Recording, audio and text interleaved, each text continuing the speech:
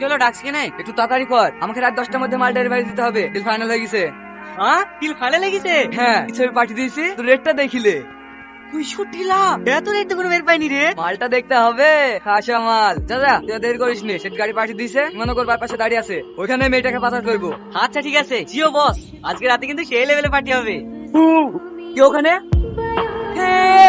আমাদের প্ল্যান সব জেনে গেছে। ও জানে কোনো ভাবে পালাতে না পারে, ধর ওকে।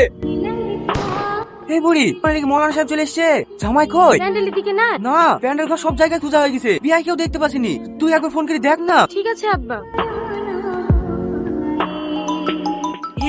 আজিজ, সালমা ফোন করছে। ধর ধর, ফোনটা ধর। হ্যালো, কোথায় আছো তুমি?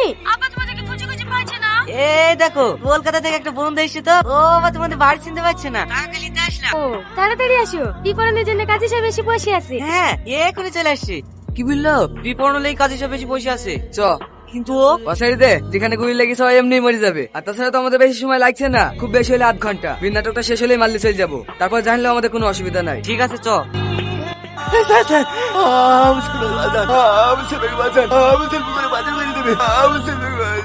কনস্টেবল, তাড়াতাড়ি গাড়ি বের করো।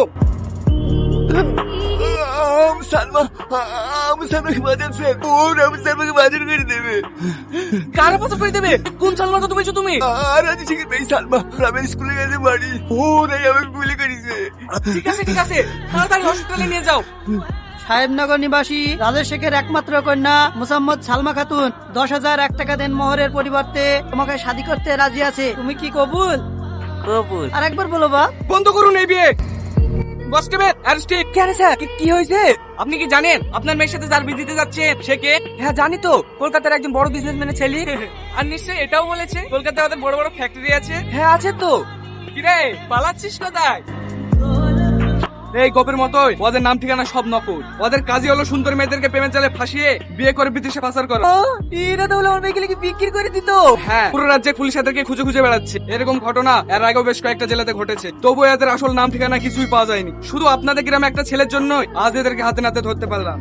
ছেলেটার গুলি লাগার পরেও দৌড়তে দৌড়তে থানাতে গিয়ে খবরটা দেয়। আজ ওই ছেলেটার জন্যই আপনার মেয়েকে বাঁচাতে পারলাম। স্যার, কে সেই ছেলে যে আমার মেয়ের জীবন বাঁচিয়েছে? নাম কি ওর? হসপিটালে কেউ একজন দেখে বলছিল ওর নাম নাকি টনি। কনস্টেবল, নিয়ে চলো। টনি, ধুর পাগলি, কেন করছি কেন? আমি কি মারা গেছি নাকি? আমাকে ভালোবাসবে তো? ভালোবাসবে কিরে পাগলি?